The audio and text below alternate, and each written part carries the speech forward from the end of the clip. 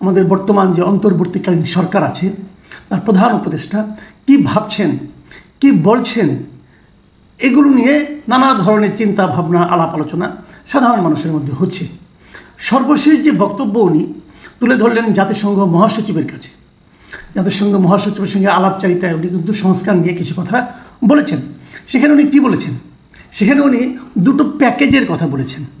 একটা হলো ছোট প্যাকেজ, আর একটা হলো বড় প্যাকেজ। ছোট প্যাকেজ সম্পর্কে ওনার বক্তব্যটা কি, যদি মানুষ ছোট প্যাকেজটা চায় তাহলে নির্বাচন হবে ডিসেম্বরে, আর যদি বড় প্যাকেজ চায় তাহলে হবে জুনে। এখন এ ধরনের প্যাকেজের কথা কিন্তু আমরা বিভিন্ন সময় শুনেছি। আমি যখন টেলিভিশনে চাকরি করতাম তখন টেলিভিশনে এক ধরনের প্যাকেজ হতো। আপনারা যারা নানা ধরনের মোবাইল ফোন ইউজ করেন, এই মোবাইল ডাটা এবং যে বিভিন্ন রকম ইন্টারনেট এবং টক টাইম, এগুলোর আবার কিন্তু নানা ধরনের প্যাকেজ আছে। কিন্তু সংস্কারের যে আবার প্যাকেজ হয় এটা আমি আগে জানতাম না, উনি জানালেন। তো সংস্কারের প্যাকেজ ছোট মানে কি, এটা কিন্তু একটা বড় ঘটনা যে উনি সংস্কারটাকে একটা প্যাকেজ হিসেবে নিচ্ছেন। আর সেই প্যাকেজটা কে চাইবে ওনার কাছে? রাজনৈতিক দলগুলো চাইবে। রাজনৈতিক দলগুলো যদি তার কাছে ছোটো প্যাকেজ চায় আর বড় প্যাকেজ চান, বড় প্যাকেজ বলতে উনি কী মিন করছেন? কতটুকু হলে বড় প্যাকেজ, আর কি কি না হলে সেটা ছোট প্যাকেজ হবে। তো এই যে প্যাকেজের কথা উনি বলেছেন, প্রশ্ন হচ্ছে যে গত 7 মাসে উনি কোন প্যাকেজ নিয়ে অগ্রসর হচ্ছিলেন? উনি দায়িত্ব নেওয়ার পর থেকেই কিন্তু উনি সংস্কারের কথা বলছেন যে কিছু সংস্কার করতে হবে। কার জন্য সংস্কার, কিসের সংস্কার? রাষ্ট্রের কিছু সংস্কার উনি করবেন। এদেশের মানুষ যাতে এমন একটা পরিস্থিতি তৈরি করতে পারে, এমন একটা সিস্টেম তার সামনে উনি তৈরি করতে চান যে সিস্টেমের কারণে এদেশে আর দ্বিতীয়বার ওই ধরনের স্বৈরাচারী সরকার না আসতে পারে। উনি এই কথাই কিন্তু বলেছেন, মানে সংস্কার বলতে এই মূলটাই আমাদের সামনে ঝুলানো হয়েছে, সংস্কারের মূলা। সেই সংস্কার কেমন হচ্ছে? গত 7 মাসে কতটুকু সংস্কার হয়েছে, অথবা গত 7 মাসে এই সরকার সংস্কারের পথে কতটুকু অগ্রসর হতে পেরেছে? এই প্রশ্নটা কিন্তু আমি করতে চাই, এবং করতে চাই বলে আমি ভাবলাম যে আমি একা করলে তো হবে না, দেশের মানুষও দেখি কী ধারণা করে। মানুষের তো একটা বিবেচনা বোধ আছে। দেখলাম যে মানুষ কতটুকু সংস্কার হয়েছে বলে মনে করে। আমি আজকে দুপুরে, মানে এখন থেকে ঘন্টা 2 আগে, এই জন্য আমি একটা জরিপের ব্যবস্থা করলাম আমার এই চ্যানেলে, মাত্র 2 ঘন্টায়। আমার সেখানে কি প্রশ্ন ছিল, আমি প্রশ্নটা করেছিলাম, ডক্টর ইউনূস বলেছেন মানুষ যদি দ্রুত সংস্কার চায় তাহলে এবছরের নির্বাচন, এই বছরের ডিসেম্বরে, আর দীর্ঘমেয়াদী সংস্কার চাইলে আগামী বছরের জুনে নির্বাচন হবে। আমার প্রশ্ন ছিল, এই সরকার যেভাবে গত 7 মাসে সংস্কার কর্মকাণ্ড চালিয়েছে সেই প্রক্রিয়ায় আপনি কি সন্তুষ্ট? মানে ওনারা তো 7 মাস ধরে সংস্কার কর্মকাণ্ড চালাচ্ছেন, 7 মাসে যতটুকু অগ্রসর হয়েছে তাতে কি আপনারা সন্তুষ্ট কিনা? যদি তাতে সন্তুষ্ট না হয় তাহলে উনি আবার আগামী বছর জুন পর্যন্ত সংস্কার করবেন, তার উপর ভরসা কে রাখবে? তো উনি যদি 7 মাসে যে পারে সে অল্প দিয়ে কিন্তু নমুনা দেখাতে পারে, সেই নমুনাটা ওনারা যতটুকু দেখিয়েছেন তাতে কি আপনি হ্যাপি? আমি উত্তরটা কী পেয়েছি আপনাদেরকে আমি বলি। মাত্র 2 ঘন্টায় এখানে 11,000 লোক ভোট দিয়েছে, 2 ঘন্টায়, এবং 11,000 ভোটের মধ্যে 23% মানুষ বলেছে তারা খুবই সন্তুষ্ট, 13% মানুষ বলেছেন তারা মোটামুটি সন্তুষ্ট, 62% লোক বলেছেন তারা একেবারেই সন্তুষ্ট নন, আর 2% মানুষ বলেছেন তারা এই ব্যাপারে কোনো কিছু বলতে পারবেন না। তাহলে আমি যদি খুবই সন্তুষ্ট এবং মোটামুটি সন্তুষ্ট যদি এই দুটোকে যোগ করি, 23 এবং 13, তাহলে কত হয়? 36%। মানে কিছু কিছু সন্তুষ্ট এবং অনেক সন্তুষ্ট দুটো মিলে হয় 36%। আচ্ছা, ধরে নিলাম যারা জানেন না তাদের এখানে যোগ করি, যদি সেই 2% যোগ করি তাহলে হয় 38%। সবগুলি মিলিয়েও কিন্তু একেবারেই সন্তুষ্ট নন তাদের চেয়ে অনেক অনেক কম, কারণ একেবারেই সন্তুষ্ট নন 62%। তো যে সংস্কার কর্মকাণ্ডের উপর ওনার যে সংস্কার কর্মকাণ্ড, তার উপর দেশের 62% মানুষই ওনার কর্মকাণ্ডে সন্তুষ্ট নন। উনি কাজটা করতে পারছেন না, তারপর সেটাকে উনি ঠেলে নিয়ে জুন পর্যন্ত নিতে চান আগামী বছরের, মানে আরও প্রায় 1.5 বছর উনি করতে আরও সময় নিতে চাচ্ছেন। মানে ওনার ভরসাটা কোথায়?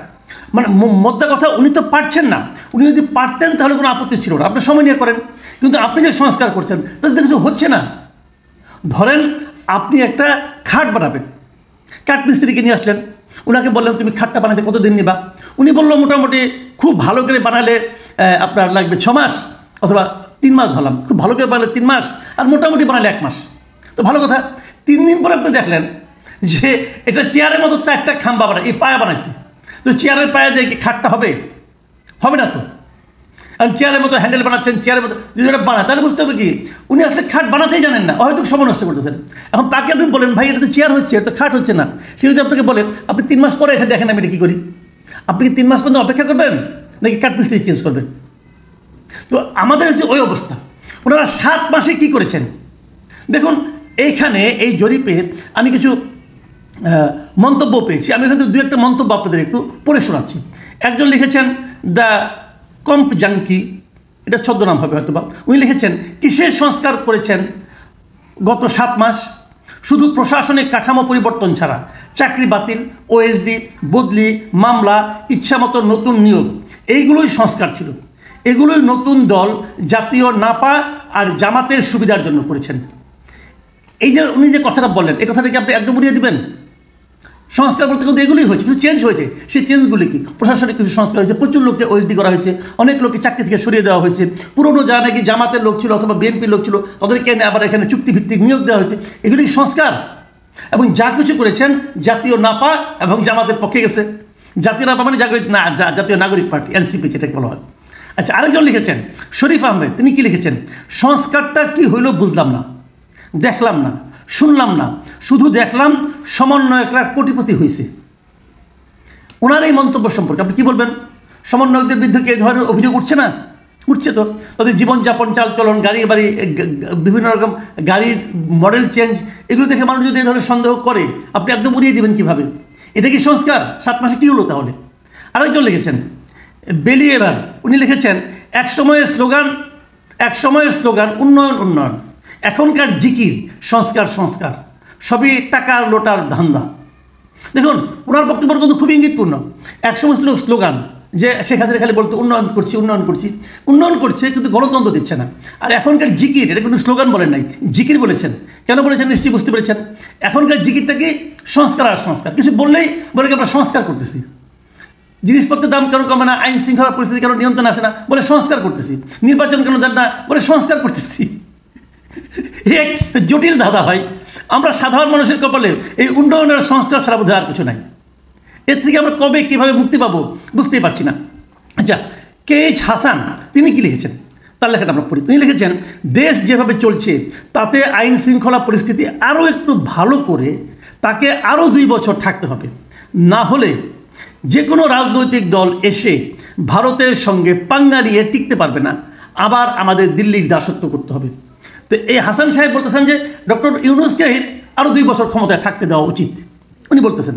এবং দেশ যেভাবে চলছে খালি একটু আইন শৃঙ্খলা পরিস্থিতিটা যদি ভালো করা যায় তাহলে তাকে আরও 2 বছর থাকতে দেওয়া উচিত। কারণ অন্য কোনো রাজনৈতিক দল এসে ভারতের সঙ্গে নাকি পাঙ্গা দিয়ে পারবে না, মানে ডক্টর ইউনূস সেটা ভারতের সঙ্গে পাঙ্গা দিয়ে পারছেন। এই যে কথাটা, এখানে কিন্তু সংস্কার প্রসঙ্গে উনি কথা বলেননি, আসলে উনি অন্য একটা প্রসঙ্গে চলে গেছেন। তবে এইটা আমি কেন রেখেছি সেটা বলার জন্য রেখেছি এই কারণে। আমি হাসান সাহেবকে গেলে একটা রিকোয়েস্ট করবো, ভারতের সঙ্গে পাঙ্গা বলতে আপনি কী মিন করছেন? ভারতের সঙ্গে যুদ্ধ ঘোষণা করবেন, ভারতের সঙ্গে অসহযোগ করবেন, নাকি মুখে মুখে বলবেন ভেতরে ভেতরে করবেন, কোনটা? আমি একটা এক্সাম্পল দিয়ে আপনাকে বলি। ডক্টর ইউনূস কয়েকদিন আগে কিন্তু ভারতের সঙ্গে সম্পর্কের ব্যাপারে বিবিসিকে অনেক ভালো কথা বলেছেন। উনি বলেছেন ভারতের সঙ্গে আমাদের সম্পর্ক কখনোই খারাপ হয় নাই, ওনার সঙ্গে নিয়মিত যোগাযোগ আছে এবং ভারতের সঙ্গে সম্পর্ক খুবই সুন্দর। তাহলে যিনি পাঙ্গা লড়তে চান হাসান সাহেব এবং অন্যরা, তাদের সঙ্গে কিন্তু ইউনূসের কথা মিলতেছে না। আরেকটা জিনিস যে সম্ভব একটু দেখে নিন যে এই ইউনূস সরকার ক্ষমতায় আসার পর ভারতের সঙ্গে আমাদের আমদানির পরিমাণ আগের তুলনায় বেড়েছে নাকি কমেছে? আমি যতটুকু জানি বেড়েছে।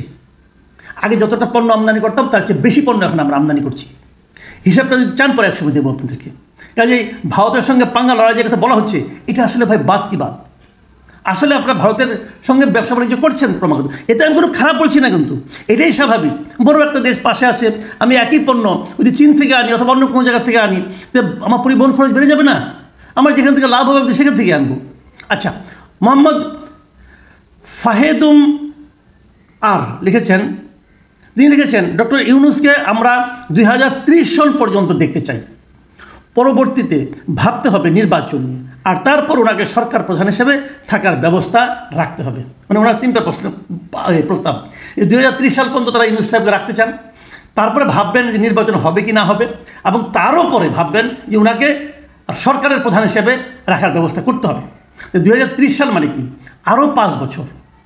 ডক্টর ইউনূসের বয়স অলরেডি 84, আর 5 বছর মানে 89 বছর বয়সে উনি কী সরকার প্রধানের কাজ করবেন আমি জানি না। উনি বলেছেন, আমি পড়ে শোনালাম। যাক, এর সঙ্গে কিন্তু সংস্কারের কোনো সম্পর্ক নাই। আমি যে প্রসঙ্গে জানতে চেয়েছিলাম উনি এই উত্তরটা তার সঙ্গে প্রাসঙ্গিক নয়। আরেকটা মন্তব্য হলো, ডক্টর লিখেছেন বিডি জব সলিউশন।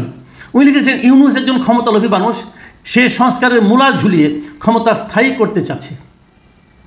এই সংস্কারের মূলা যেটা আমি বললাম শুরুতে, এবং আগের গভর্নমেন্ট ছিল উন্নয়নের মূলা, এবার সংস্কারের মূলা কতটুকু যাবে এটা নিয়ে আমরা জানি না। আমি শেষ যে মন্তব্যটা পড়ছি সেটা মোহাম্মদ শামীম হুসাইন লিখেছেন, এরা কি সংস্কার করবে? একজন বিদেশি নাগরিক দিয়ে সংবিধান সংস্কারের প্রধান করা হয়, তিনি তো নিজেই বিদেশি, বাংলাদেশের সংবিধান সংস্কার কীভাবে করবেন? দেখুন, এই প্রশ্নটা আমি আগেও বহুবার বলেছি যে সংস্কার যেটা করা হচ্ছে বিভিন্ন গ্রুপের যে 5টা সংস্কার এখন আলোচনা হচ্ছে, পলিটিক্যাল লিডারদের সঙ্গে, পলিটিক্যাল পার্টির সঙ্গে কথা বলা হচ্ছে, এই সংস্কারগুলো আসলে কি আপনার হচ্ছে? আপনি সংস্কার করবেন, কিন্তু এগুলো কি ভালো কিছু হচ্ছে? ভালো কিছু করতে পারছেন আপনারা? যদি না পারেন, কেন সময় নিচ্ছেন? এই যে উনি একটা পার্টিকুলার সংবিধান সংস্কার নিয়ে প্রশ্ন তুললেন, এই প্রশ্নের জবাব ইউনূস সাহেব কীভাবে দেবেন? কেন করাচ্ছেন? বাংলাদেশে কি কোনো লোক নেই? উনি কি এত জ্ঞানী ব্যক্তি? তাও আবার উনি মানে পলিটিক্যাল সায়েন্সের জার্নালিজমের টিচার, তাকে নিয়ে এসে আপনি এগুলি করাচ্ছেন। তো এগুলো আমার কাছেও মনে হয় খুবই বাগাড়ম্বরপূর্ণ কথাবার্তা। এইসব কথাবার্তার কোনো ভিত্তি আছে বলে আমি মনে করি না। ডক্টর ইউনূস প্যাকেজ দিচ্ছেন, এই প্যাকেজ সেই প্যাকেজ, ভাই এই প্যাকেজে কাজ হবে না। দয়া করে আপনি যে কতটুকু পারবেন 7 মাসে দেশের মানুষ বুঝে গেছে, কতটুকু যে সংস্কার করবেন এটাও দেশের মানুষ বুঝে গেছে। কাজে প্লিজ আর সময় নষ্ট করেন না, মানুষের টাকা পয়সার অপচয় করেন না। আপনি এবার বিদায় হন ভাই, এনাফ ইজ এনাফ। আমি মনে করি এনাফ ইজ এনাফ। আপনি পারছেন না।